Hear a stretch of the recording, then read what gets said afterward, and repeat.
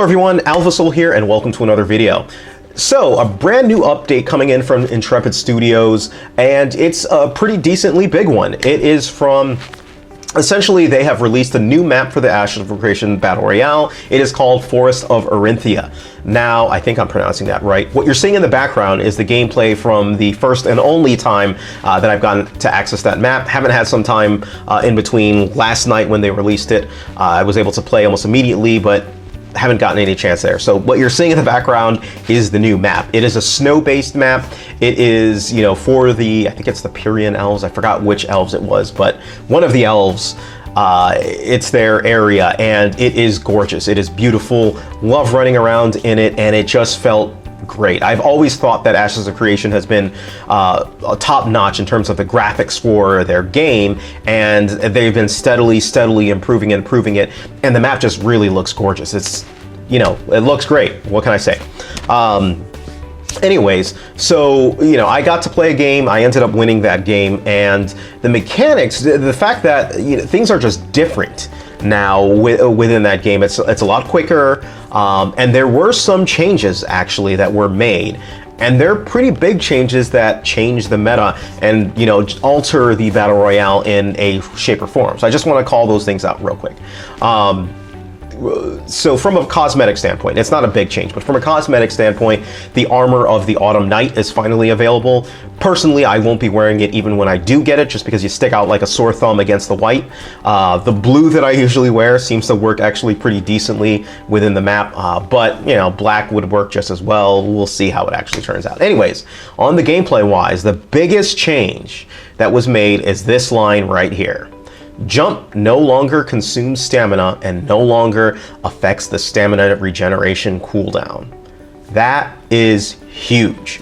It's huge for the Battle Royale for a couple reasons, but it mainly changes it drastically changes the meta. But Boots of Catfall, to me now, are almost like they're far and away the best boots again.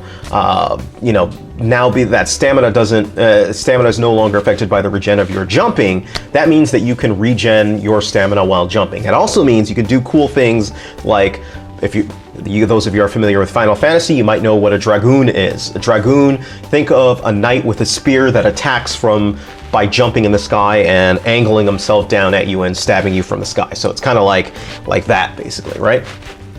So you can be essentially a Dragoon within this game if you can time it correctly and get that down, because your stamina will regen as you're doing it, and it's more feasible now. And there are just a lot of things that you can do with the Catfall boots now. You can switch between range and melee easily, and, you know, kind of try and pluck them while switching back to melee and doing your thing. It is just really versatile now, and I kind of got a taste of, you know, using them before, as you'll see in the end of the match. Basically, it allowed me to get someplace that you normally wouldn't be able to, but they're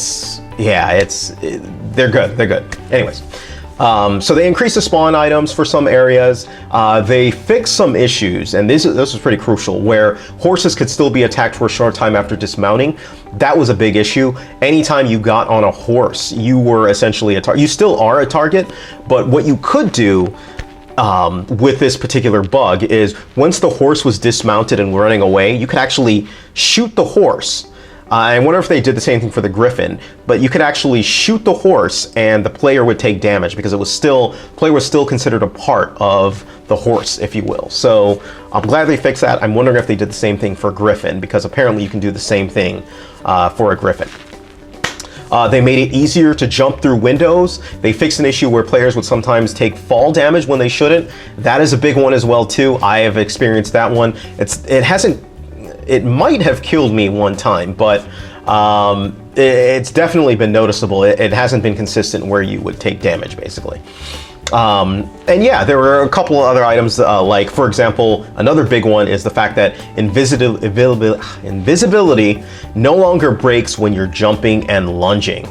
Big change. What does that mean with that? That simply means that when you go invis now, you can hop around and, you know, hop around, jump around, and it won't break until, I guess, you attack and do something, which was big, because whenever I used invisibility, it was tough, because I would have to go up so close that, you know, and pop it so that I know that I can still catch up to the person just by running, because I wasn't allowed to jump and lunge, so that's a pretty big deal too. And then there are some balance changes with the items themselves. For example, the Wand of Divine Light, the Grimoires. The big one, at least that I saw with the longbow, at least, right, was the fact that, no, not the longbow, the Bone Smasher, is that you could stack Bone Masher bleeds, and it looks like they got rid of that. So there are a bunch of things like that. There are also a couple of little UI improvements and things of that nature, but overall, very, very positive. I think that they're going in the right direction with this. I like the fact that they reduced it. I talked about how on the podcast that I would actually like to see, once Castle Siege goes out, that this go away. But if it's on a smaller match, meant for smaller amount of people, then that's a different story.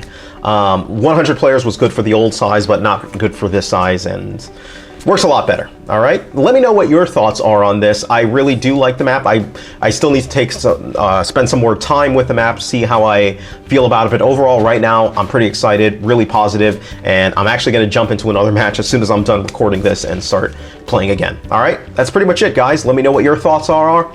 Alpha Soul out.